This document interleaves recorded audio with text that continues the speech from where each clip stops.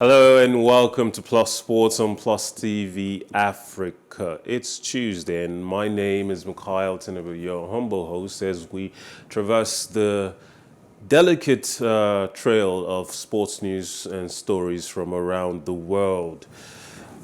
There's one thing that we often goes unreported, and it's the fact that a lot of times athletes are subject to a lot of real world situations that puts their lives in danger and puts their families in the crosshairs of those who are targeting these athletes for the financial wealth that they have. There have been stories about blackmail, about robbery, and even now, former Chelsea player Willian has left his home country, Brazil, because he has been threatened on a number of occasions by fans of Corinthians, the club he was playing for. And he's now in England, in London specifically, about to complete a deal to sign up with Fulham. Oftentimes, these stories that go unreported do not allow us to appreciate that these players, these athletes, the more wealth, the more adoration they have, the more attention they have, the more likely something bad could happen to them, either because someone is targeting them for money, for extortion purposes, or because someone isn't quite happy with their performance as athletes. And we have such a story today as France midfielder Paul Pogba has said he is the victim of extortion attempts and threats from an organized gang, and that authorities in Italy and France are investigating the matter. Pogba, who rejoined Italian Serie A club Juventus in July following his departure from English Premier League Manchester United, released a statement on Sunday, August 28, after his brother Matthias Pogba posted a video online. Matthias Pogba spoke in French, Spanish, English, and Italian in the video and promised to make great revelations about his younger brother and the 2018 World Cup winners agent, Raffaella Pimenta. The competent bodies in Italy and France were informed a month ago, and there will be no further comments in relation to the ongoing investigation, Paul Pogba said in a statement that was signed by his lawyers, his mother, Yeo Moriba, and his agent. Pogba, 29, suffered a knee injury in a training session with Juventus last month. He opted not to have surgery and to undergo conservative therapy in order to be fit to play in the Qatar World Cup starting on November 20th. Now, like I said, these athletes are in the crosshairs of those who would wish them harm simply because they are athletes, those who would stop them. We've heard stories in the past of players in London being robbed. An Arsenal player, Mr.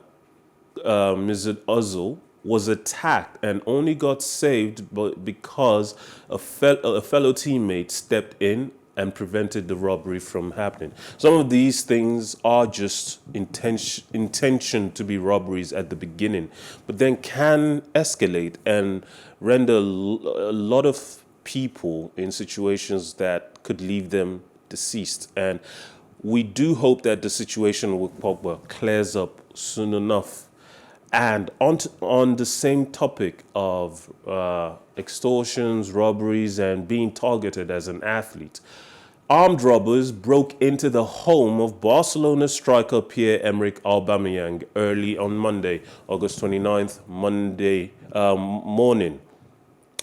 Police said, and physically assaulted the player and his wife as they forced them to open a safe to steal jewelry, according to media reports. Spanish newspaper El País said both the player and his wife, Alicia Behagu, suffered minor injuries Aubameyang, 33, has not confirmed any details of the robbery. It is the second time in the last 2 months that Aubameyang's home in Castle del Fels, in suburb in the metropolitan area of Barcelona, has been burgled, although the player and his family were not at home during the first break-in, police said.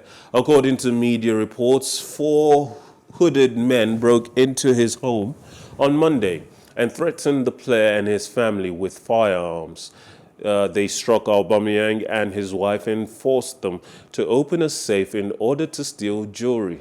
It is not the first time Europe's top flight players have been victims of robberies. In December, Manchester City defender João Cancelo was assaulted at his home in England, and Benfica defender Nicolas Otamendi was attacked during a robbery at his home in Portugal. In Barcelona, the homes of Gerard Piqué, Ansu Fati, Jordi Alba, Samuel Umtiti, and Coutinho have been robbed during games, according to police.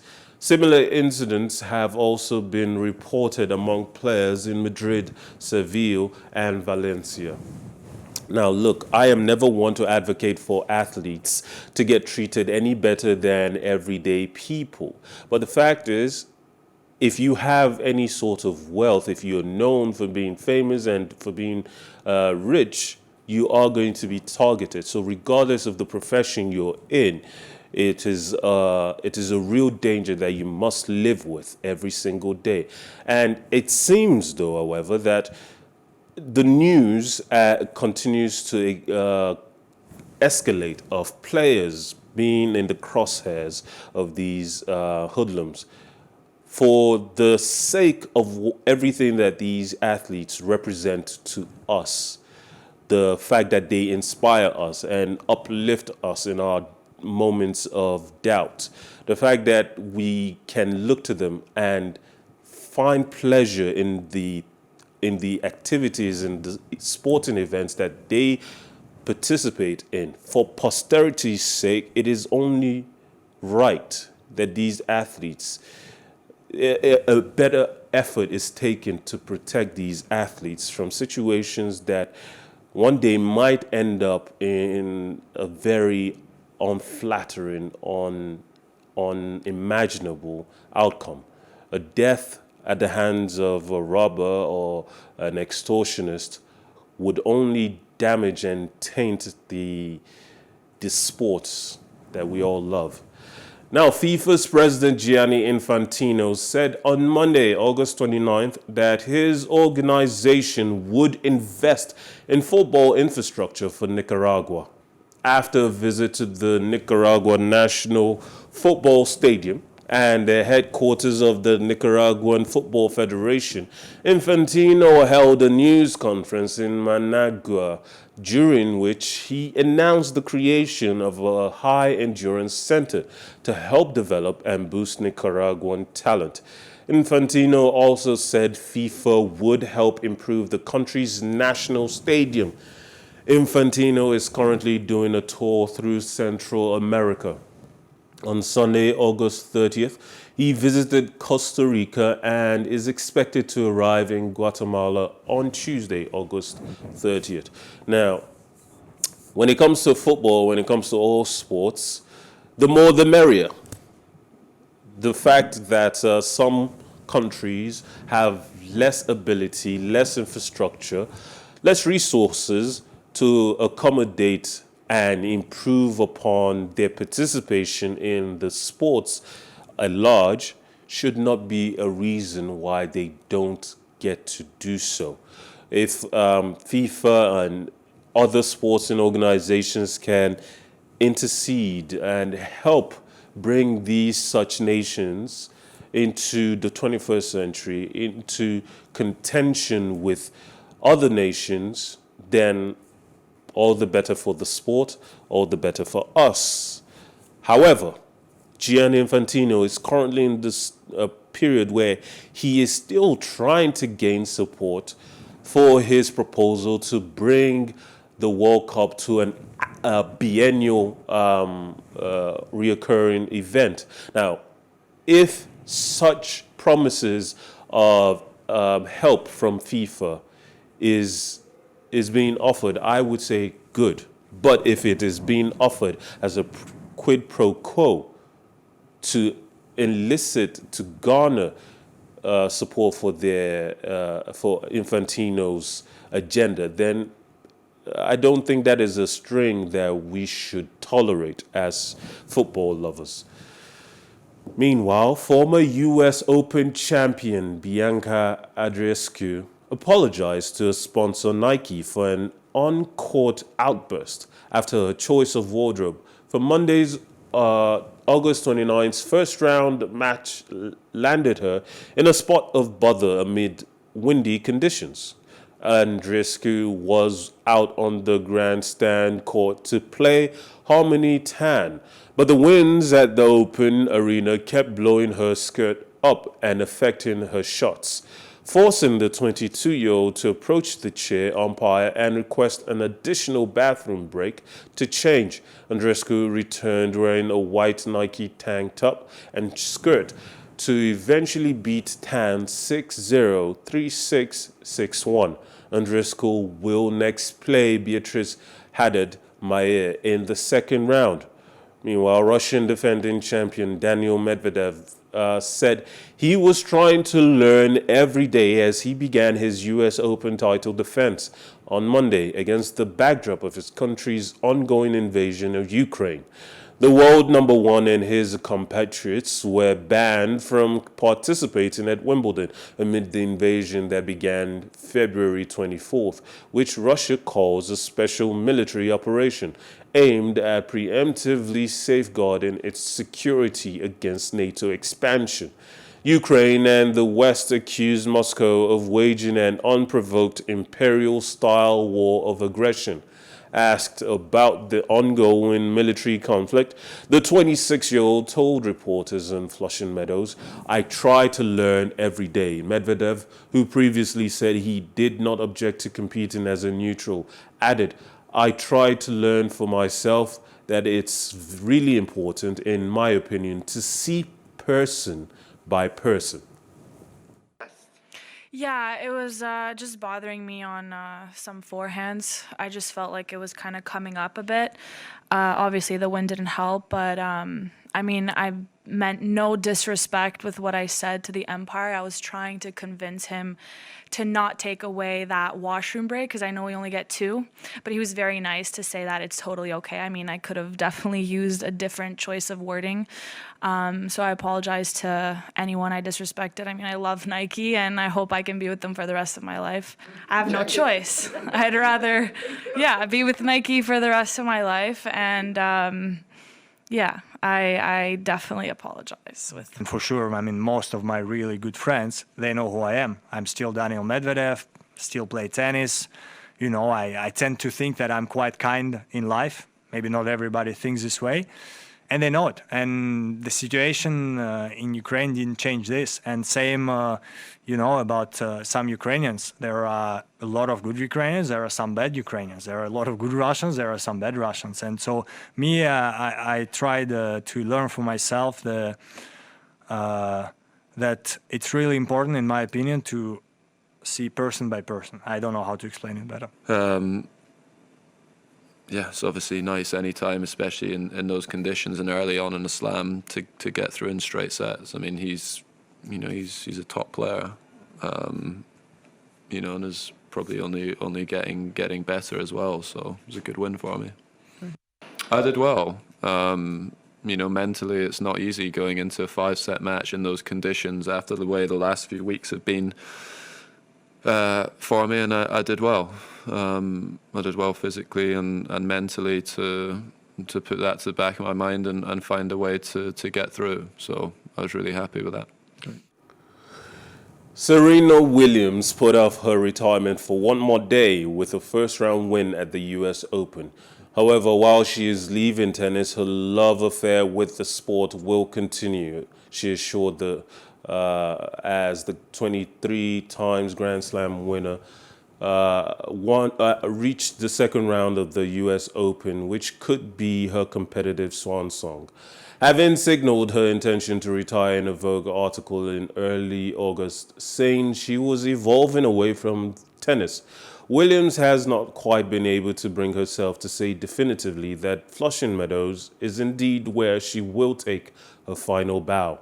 When Williams leaves the stage, she will not be walking away from the sport, she says, has given her everything. While Williams has dominated the women's game for over 2 decades, she also has many other interests.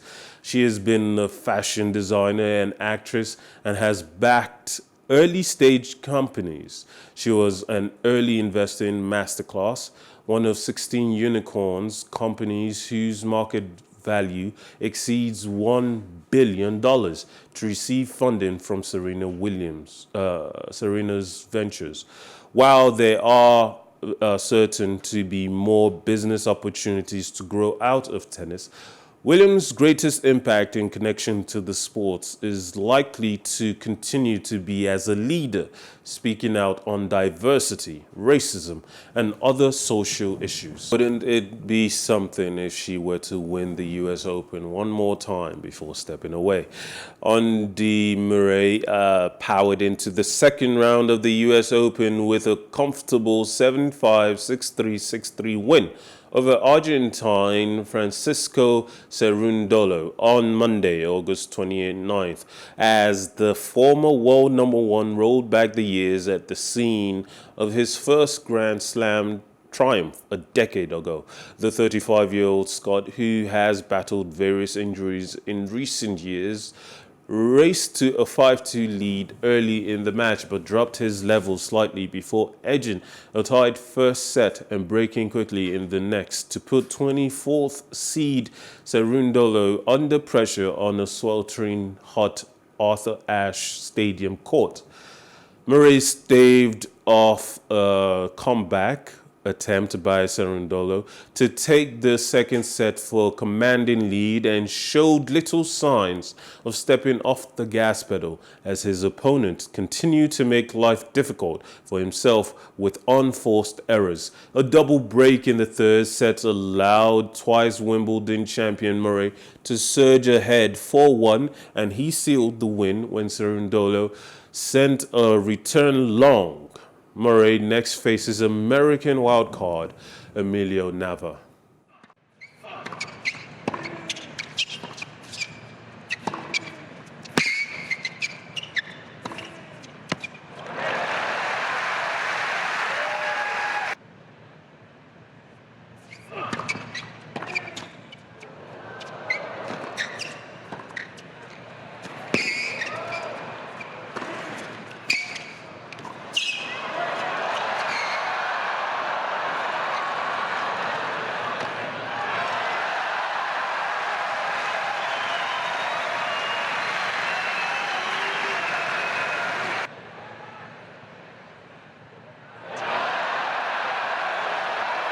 Ladies and gentlemen, as a matter of good sportsmanship, Mr. Cerundolo is awarding the point to Mr. Murray.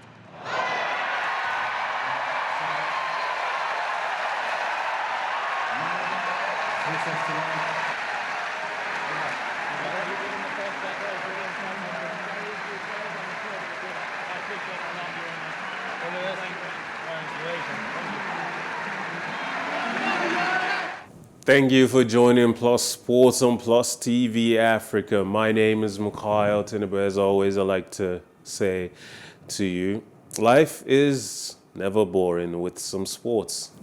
Do play some and have a wonderful day.